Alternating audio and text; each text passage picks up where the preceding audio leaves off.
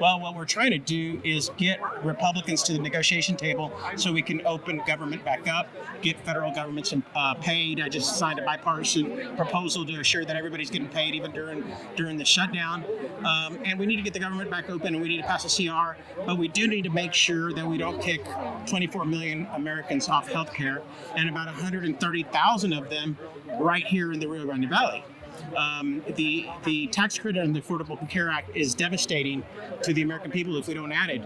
For example, a 60-year-old couple, family of four, making $85,000 a year, middle working class people, would have a health coverage increase of $16,500. A family of four earning $129,000 a year would have a tax increase between $800 and $900 a month. A family of four earning $64,000 a year would have about between a $500 and a $600 a month tax increase. Insurance increase, which is enough to throw anybody off their budget. When you tell a 60-year-old couple earning $85,000 with a family of four to increase their health coverage costs by $16,500, they don't just pay the $16,500. They go uninsured. And what that's going to do, it's going to create millions of Americans to go uninsured. And I'm especially worried about our region. We are living in the most uninsured state, in the most uninsured region of the most uninsured state. So any kind of impact on health care, whether it's Medicare or Medicaid or the ACA tax credit, is much more impactful in South Texas than it is the rest of the state and the rest of the nation. Where do you get these stats from? How do people believe that you're partisan, you're with on the Democratic side, but are these stats you're quoting today? These are factual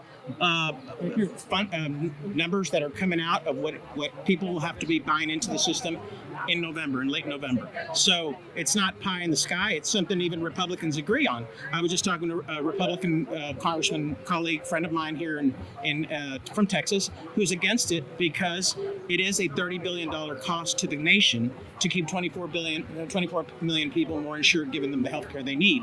We just gave $40 billion to Argentina to bail out Argentina. I think first we need to bail out the American people's health care. And I know that the other side has campaigned on the American First proposals. Well, funding health care and bailing out foreign countries at the cost of American people's health care is not an American First policy. This Republican who agrees with you, has he or she gone on record? No, they won't do that. But they do realize that it's painful. 75 of the poorest districts in America are represented by Republicans. And these are districts that are going to be heavily impacted by the big ugly bill that cut $500 billion in Medicare, $400 billion in Medicaid, and $200 billion of SNAP. All these people, that kicks in December 26th. So they diabolically kicked it in December 26th after midterm elections so people wouldn't feel the pain at the time. The ACA tax credit kicks in January of 2026. So people will be feeling this immediately and will have to be buying into the exchange in November. So it's devastating. Now, let's talk about our farmers for a second, right, who are also devastated. We have not been able to get a farm bill done. Most of the programs under the current farm bill expired September 29th, and the rest of them expire November 29th. Farmers right now have a labor shortage that they can't harvest their vegetables and crops. They have tariffs on top of them that they can't export their product to countries because of the tariff prices. It's kicked them out of the market. And on top of this, the new farm bill hasn't been fully funded. So it's a whammy in every way you look at it. And on top of that, now we got to look at the ranchers, right? A lot of the farmers are also ranchers. Well, the one place where they were still doing okay is selling beef to the American people at a very high price. But, they're still doing well, and it's kind of saving them when agriculture's down. Well, now we have an administration that's talking about importing beef from Argentina. So talking about, adding insult to injury, this is exactly what's happening to our farmers. I just met with a group of them throughout the district. I have another meeting this Friday.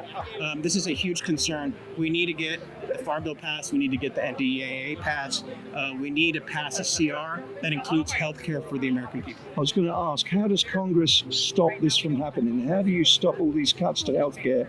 What has to happen next? Well, I think the American people have to rise up against to their members of Congress, regardless of what side of the aisle they're on, and say, hey, what you're doing is painful. And you're already seeing it. You see Marjorie Taylor Greene out there, talking about the same things we're talking about, because people in her district in Georgia are going to lose their health care, and she's concerned about them. So people are calling her and saying, hey, if this CR doesn't include the tax credit on their ACA, we're going to go uninsured. And when you do that to hundreds of thousands of people in districts like hers, it's very painful at the ballot box next November, which is exactly why they put some of the most painful parts of the big beautiful or big ugly bill to set in December 26th.